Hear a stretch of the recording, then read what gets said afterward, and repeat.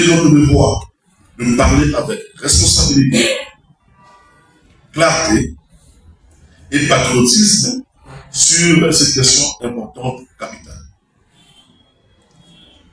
S'agissant de la rupture avec M. Constant Mutamba, l'opposition républicaine tient à préciser sa position à la suite des événements ayant conduit à la condamnation de M. Constant Mutamba à 3 ans de réclusion pénale et 5 ans de non-éligibilité. À partir du moment où une décision de justice devenue définitive entraîne son incapacité à assumer ses responsabilités politiques, aussi sa prise de position contraire à notre lutte qui viole le principe de l'opposition républicaine. Il apparaît évident que M. Constant Mutamba ne peut plus engager ni orienter, ou encore moins, diriger les actions de l'opposition républicaine, ni celles de la logique. Face à cette situation, nous avons pris la décision de nous désolidariser de sa démarche politique actuelle. Cette décision procède de notre volonté de prévenir la stabilité, le fonctionnement harmonieux et la crédibilité de nos structures politiques. Nous refusons toute logique de radicalisation susceptible d'entraver notre mission première, celle de sauver le Congo. L'opposition républicaine, faut-il le rappeler, est au service des aspirations du peuple. Notre responsabilité est de porter la voix des Congolais et de répondre à leurs préoccupations quotidiennes le plus légitime. Plutôt que de nous enfermer dans des débats de terrain qui éloignent l'action politique de l'intérêt général du peuple congolais. S'agissant de notre soutien au processus référendaire, nous, l'opposition républicaine, nous considérons que tout peuple souverain possède le droit inaliénable de réfléchir à son avenir institutionnel et aussi de décider librement de règles qui organisent sa vie politique. 20 ans après l'adoption de la Constitution de 2006, notre pays a profondément évolué.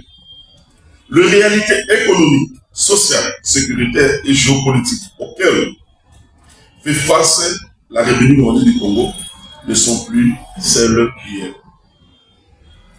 Nous estimons qu'un débat national sur l'adaptation de notre cadre institutionnel est légitime. Le développement d'un État repose également sur la qualité et l'efficacité de ses institutions.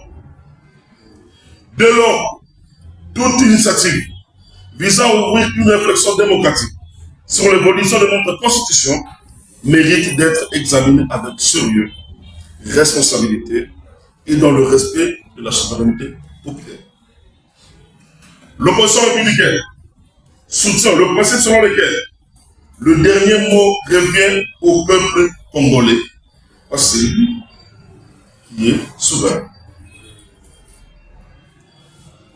Nous dénonçons par ailleurs les tentatives de manipulation de l'opinion qui consiste à présenter ce débat comme illégitime. Dans une démocratie, aucune question relative à l'avenir des institutions ne doit être soustraite à la volonté souveraine du peuple. Nous recommandons qu'à l'issue de la promulgation de la loi référendaire, une restructuration de la CENI, la Commission et le Défense nationale indépendante, avec de nouveaux animateurs, afin d'organiser ces référendums tant attendus par notre population pour plus de crédibilité. S'agissant de la guerre à l'Est de la République démocratique du Congo et le phénomène Mogondo à l'Ouest. Alors que notre pays continue de faire face à une situation sécuritaire préoccupante dans sa partie orientale et à la porte de Kinshasa, par la milice Mobundo. L'ère n'est ni aux divisions, ni aux querelles politiciennes.